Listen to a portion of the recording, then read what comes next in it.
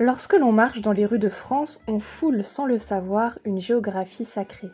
La rue de l'Église arrive en tête avec 7965 occurrences, suivie de la place de l'Église avec 5755 mentions. Ces chiffres, issus du fichier Fantoire, le fichier annuaire topographique initialisé réduit, géré par la Direction générale des finances publiques, révèlent une réalité qui est méconnue. Malgré plus de 2 siècles de laïcisation progressive, la toponymie urbaine française reste profondément marquée par son héritage religieux. Cette présence massive des noms religieux dans notre paysage urbain raconte une France qui diffère sensiblement d'un récit officiel. Elle témoigne une relation complexe faite d'affrontements, de compromis et de résilience entre le pouvoir temporel et le pouvoir spirituel. Au Moyen-Âge, à la fin du XIIIe siècle, avec l'extension et le peuplement des villes comme Paris, la nécessité se fait sentir de distinguer les maisons les unes des autres. Les dénominations répondent à cette époque à une logique fonctionnelle.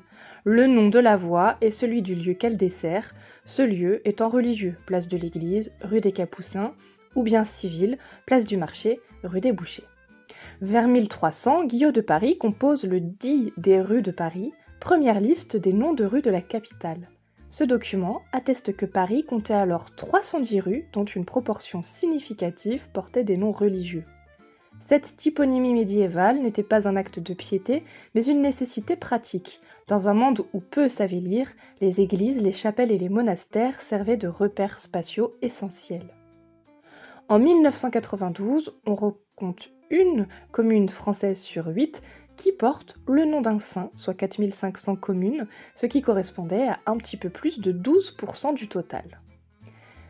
Dans la Loire, ce taux atteignait 29%, 28% pour l'Ardèche et 23% pour le Rhône. On retrouve parmi les plus répandus Saint-Martin avec 237 communes, Saint-Pierre avec 175 communes, Saint-Jean avec 175 communes et Saint-Germain avec 126 communes. La déchristianisation sous la Révolution française, appelée aussi déchristianisation de l'an 2, démarre approximativement à la chute de la royauté, en août 1792, et connaît son apogée pendant les premiers mois de l'an 2. Et cette période, elle marque une rupture radicale dans l'histoire de la toponymie française.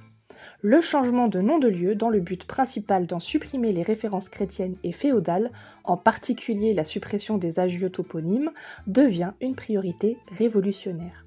Les rues de l'égalité, place de la nation, apparaissent dans la plupart des cités, tandis que les références religieuses sont systématiquement débaptisées. Cette volonté d'effacement va au-delà des noms. Partout, des églises sont fermées, souvent pillées, voire vandalisées, et le 10 novembre 1793, la cathédrale Notre-Dame de Paris est décrétée Temple de la Raison. Déjà sous le Directoire, la débaptisation s'essouffle. Sous l'Empire, le phénomène s'inverse et les rues Saint-Antoine ou les rues de l'Église sont peu à peu réintroduites. Cette restauration toponymique n'est pas anodine, elle signale l'échec de la tentative révolutionnaire d'effacer l'emprise symbolique du religieux sur l'espace urbain. Napoléon, pragmatique, comprend qu'on ne peut reconstruire un ordre social sans composer avec la religion. Le Concordat est signé en 1801. Ce compromis reconnaît la religion catholique comme prépondérante en France et autorise son libre culte. Ce retour du religieux dans le droit se traduit aussi dans la toponymie. Les saints réinvestissent les plaques de rue. La permanence des noms de rues religieux au XIe siècle révèle plusieurs dimensions de l'histoire française qui contredisent ou nuancent le récit républicain officiel. La religion catholique se retrouve inscrite dans l'environnement. Agiotoponymes, multiples édifices religieux à caractère historique, croix et calvaires au bord des routes et chemins. Cette présence physique crée une mémoire spatiale qui résiste aux bouleversements politiques. Chaque village, chaque quartier possède son saint patron, témoignant d'une histoire locale souvent plus forte que les injonctions centrales. Malgré la loi de 1905 sur la séparation des églises et de l'État, malgré plus d'un siècle de république laïque, la rue de l'Église reste en 2009 l'odonyme le plus répandu en France. La France compte environ 100 000 lieux de culte, dont 90% seraient liés au catholicisme. Et cette omniprésence du religieux dans le paysage montre que la laïcité française s'est construite davantage comme une séparation institutionnelle que comme un effacement des traces du sacré. Les débats contemporains sur la débaptisation de certaines rues témoignent de tensions mémorielles persistantes. Comme le montre l'exemple de Bordeaux avec ses rues portant des noms de négriers, la question se pose, faut-il effacer les traces embarrassantes du passé ou les conserver pour mieux les comprendre ? L'histoire racontée par les noms de rues religieux diffère du grand récit républicain sur plusieurs points. Tout d'abord, on parle d'une continuité plutôt que d'une rupture, puisque là où le récit national insiste sur les ruptures, la Révolution, la séparation, la toponymie montre une remarquable continuité. Les saints sont toujours présents dans nos rues, 2 siècles après la Révolution. Le local contre le national est aussi présent puisque les noms de rues révèlent l'importance des histoires locales, des dévotions particulières, des saints obscurs connus seulement dans une vallée ou dans un canton. Cette diversité résiste à l'uniformisation républicaine. On parle aussi de résilience du sacré. Malgré la sécularisation, malgré la forte diminution de la pratique religieuse au sein des églises depuis les années 1960, le sacré n'a pas disparu de l'espace public. Il s'y est maintenu sous forme de traces, de mémoires pétrifiées dans la toponymie. Et enfin, bien sûr, on parle de l'ambiguïté de la laïcité. La coexistence paisible entre des noms de rues religieux et la laïcité de l'État montre que le modèle français n'a jamais été celui d'une laïcité d'effacement, mais plutôt d'une laïcité de cohabitation, acceptant que le patrimoine religieux fasse partie de l'héritage commun. Les 13 720 rues de l'Église et places de l'Église française ne sont pas de simples vestiges du passé.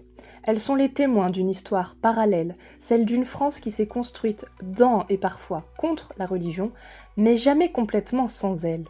Cette géographie sacrée du quotidien raconte une histoire plus nuancée que celle des grands affrontements entre la République et l'Église. Une histoire faite d'arrangements locaux, de compromis, de résistance silencieuse et de résilience.